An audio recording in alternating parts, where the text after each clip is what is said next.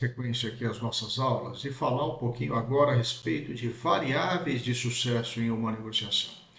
Então eu tenho aqui três variáveis fundamentais que a gente tem que se preocupar.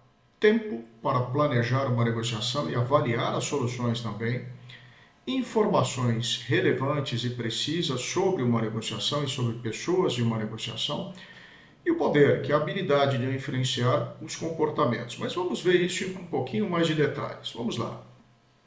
Primeiro ponto, não negocie se você não tiver tempo. Isso é bastante importante, gente. Quando a gente entra numa negociação, não pode haver pressa, né? Geralmente não se toma decisões no curto prazo, no momento que você está negociando pela primeira vez. Isso é bastante importante. Você tem que construir um entendimento melhor sobre aquilo que está sendo proposto, né? Observar os interesses da outra parte, verificar se isso estão de acordo com os seus interesses também.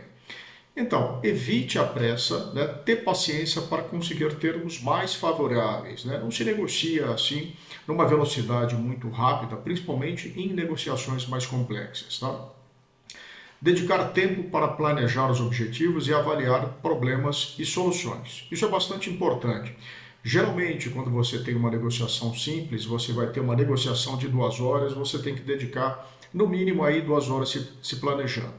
Ou se você tem uma negociação mais complexa, você tem que planejar no mínimo entre o dobro ou o triplo de tempo para essa negociação. Então você vai se dedicar também à identificação dos seus objetivos, né? E também se planejar em relação às soluções, né? Planejar opções em relação aí, a ter um futuro promissor em relação a uma negociação.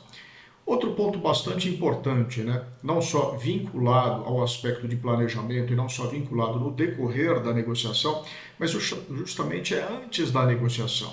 É a gente avaliar a necessidade de encontros, né? Justamente para analisar os processos, a pauta de negociação. Muito importante essas questões aqui também.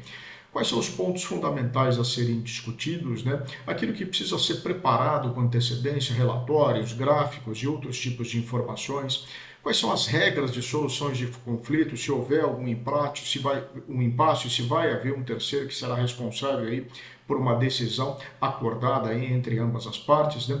Onde vai ser o local da negociação. E como eu já disse, o tempo de duração da negociação é bastante importante, né, para que a gente possa aí ter um cronograma quando se entra na negociação, né, que ela possa ser trabalhada dentro de um timing específico, perfeito?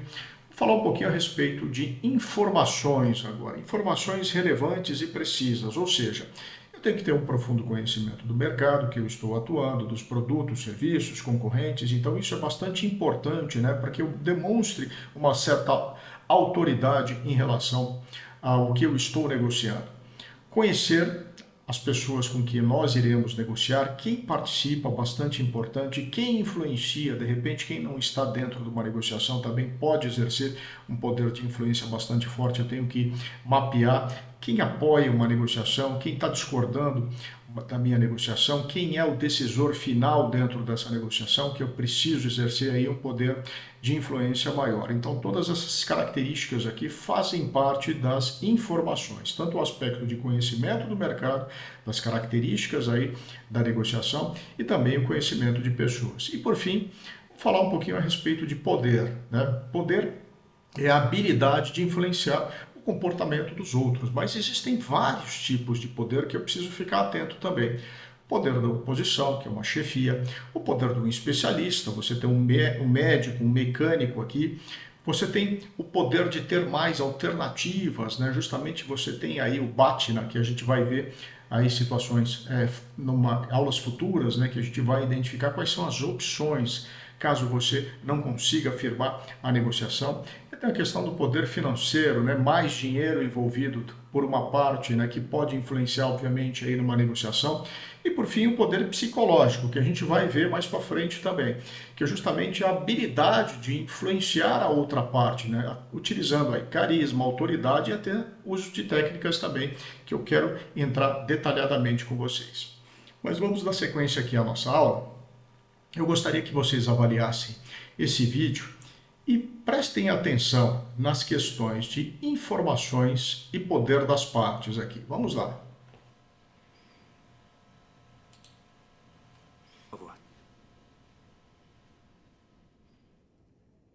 Eu sou a Joy. E o que gostaria de nos mostrar hoje? Eu tenho um esfregão que torce sem contato. É só... Quer ajuda? Não, não. Tudo bem. É o meu sapato. Minha nossa, eu sinto muito, senhor. É engraçado. Eu... Que horror. Posso limpar? Sinto muito. Isso aí é plástico? É. Arnold, por que não experimenta? Pode ser? Pode? Claro. Rapidinho. Eu mergulho ele. Isso. E depois eu torço ele. Mas puxe. Precisa puxar primeiro. Puxe Puxa e e torça. torce. Eu estou puxando. Tem que puxar e Eu estou torcer. puxando e torcendo. Puxar e torcer. Igual descabelar o palhaço. Eu não quero ser indelicado, Joy, mas hoje foi um dia cheio para nós. E eu quero mostrar a você um pouco sobre quem eu sou. Porque eu sinto que você não sabe exatamente onde está agora, eu estou certo? 10 meses atrás, um homem chamado Barry Diller me ligou de Los Angeles. Ele criou uma rede de televisão, o canal Fox Television. E antes ele administrava o 20th Century Fox, entre outros estúdios. E ele adquiriu um pequeno canal a cabo, bem aqui em Lancaster, Pensilvânia. E me contratou para dirigi-lo, como uma ideia maior. Eu sou de Detroit, Michigan. Eu dirigi a maior rede de lojas desse país. Mais econômica, bem-sucedida e com melhor custo-benefício. Uma cadeia chamada Kmart. Antes disso, eu era um comprador da Kmart. E antes ainda, administrava 7 lojas diferentes da Kmart. Eu decido que produtos colocamos em nossas lojas aqui, nos lares das pessoas, 24 horas por dia, para nossos valiosos clientes. Eu escolho com muito cuidado e de modo conservador. Passo a maior parte do dia me esquivando de propostas que chegam de pessoas como você. Está vendo aquele gráfico?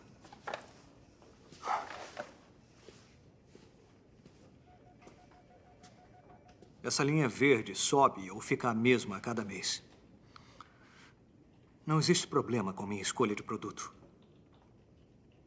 Sabe o que significa QVC, Joy? Não, não sei.